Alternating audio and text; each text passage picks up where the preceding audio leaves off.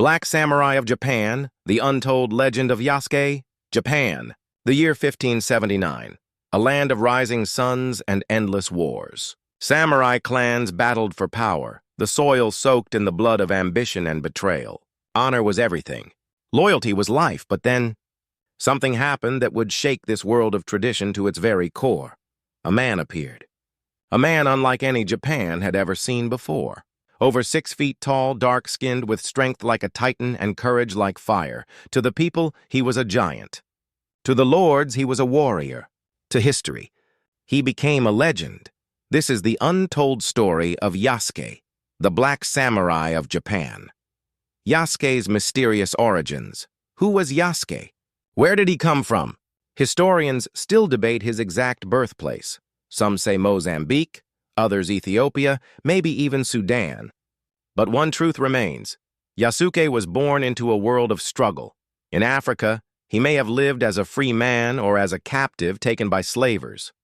He traveled through the horrors of the transcontinental trade, ending up in the hands of Jesuit missionaries. It was under the wing of an Italian Jesuit named Alessandro Valignano that Yasuke's destiny began to shift. Valignano was no ordinary missionary. He believed in cultural exchange, in bringing Africans and Asians into his Christian missions. And Yasuke, with his towering height, unmatched strength, and loyalty, soon became his bodyguard. Arrival in Japan. The shockwave. In 1579, Valignano traveled to Japan, and when he arrived, the Japanese saw something that left them speechless. Yasuke's skin, dark as midnight. His height was over 6 feet tall, while most Japanese men were barely over 5. Crowds rushed to see him. Some thought his skin was painted with ink. Records say people even tried to scrub his skin, only to discover, no, this was real. Word of this mysterious warrior spread quickly, and it wasn't long before the most powerful warlord in Japan demanded to see him. The meeting with Oda Nobunaga. Oda Nobunaga. The name still echoes through Japanese history. The ruthless daimyo who sought to unify Japan under his rule. When Yasuke stood before Nobunaga, the warlord's first reaction was disbelief. He ordered Yasuke to strip his chest and wash himself, convinced no man could be born with skin so dark.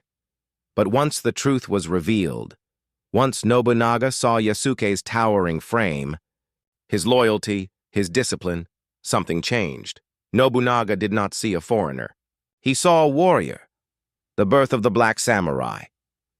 In a bold move, Nobunaga welcomed Yasuke into his service. He was given a residence. He was given land. He was given a katana, the sacred weapon of the samurai, and with that blade, Yasuke was no longer just a servant. He was reborn, a samurai, the first and only Black Samurai in Japanese history. But Yasuke's story was only beginning.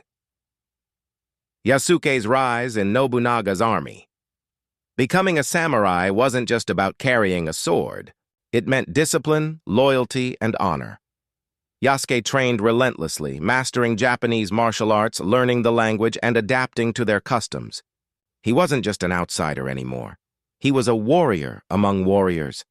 Records say Nobunaga grew so fond of Yasuke that he made him one of his personal bodyguards. Think about that. Out of all the soldiers, all the seasoned samurai, Nobunaga chose him. This was no small honor. It was a declaration.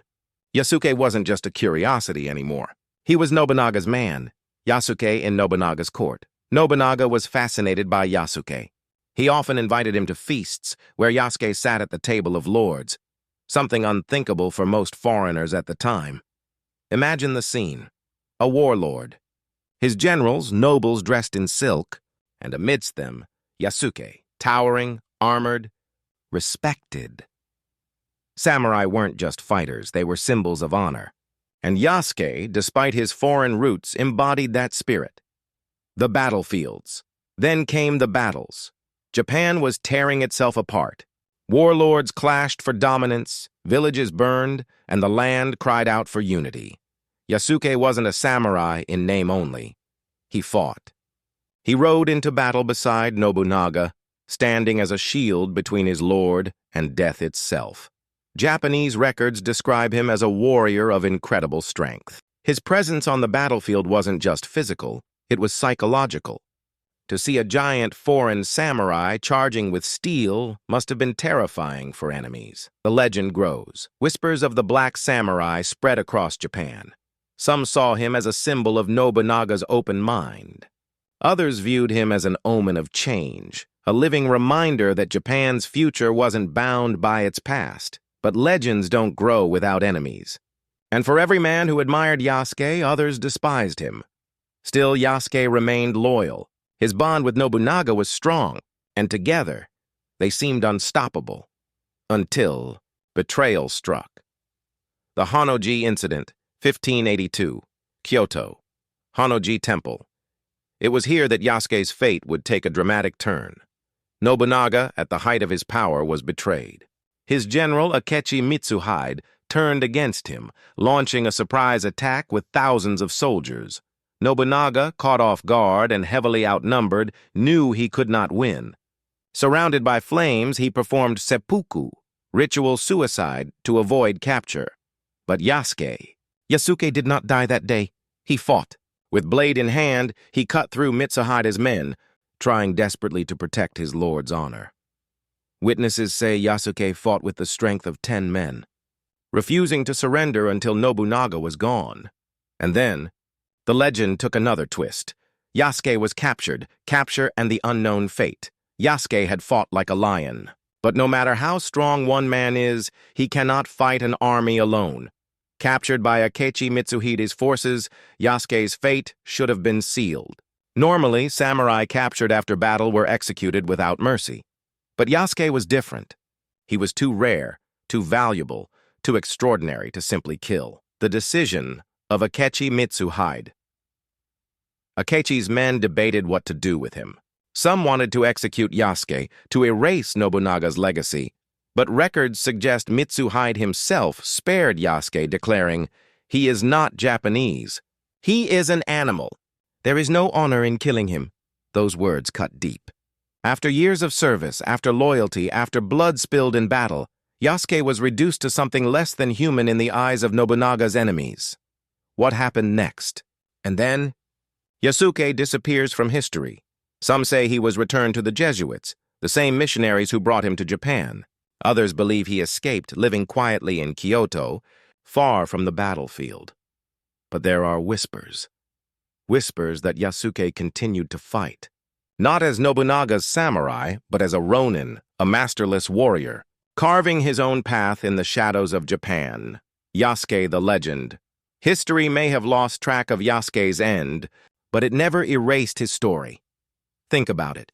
In a land closed to outsiders, where tradition ruled above all else, a man from Africa not only entered, but rose to the highest ranks of the samurai. He wasn't just a warrior. He was a symbol of possibility. A reminder that greatness knows no borders, no skin color, no limits. And those centuries have passed. The Black Samurai of Japan still stands tall in our imagination. Half history, half legend, but entirely unforgettable. Modern recognition. Today, Yasuke's legacy lives on. His story has inspired books, anime, Netflix series, even video games. He has become an icon, not just of Black history, but of world history. Because Yasuke's life asks us a question. What if we, too, broke free of the limits placed on us? What if we chose to live as boldly, as fearlessly, as the Black Samurai? Yasuke's name echoes through time. Not because he was perfect, not because he was invincible, but because he dared to become something no one thought possible. And now it's your turn. Be bold, be relentless, break barriers, because history isn't just about the past, it's about the legacy you create today. Hey, legends!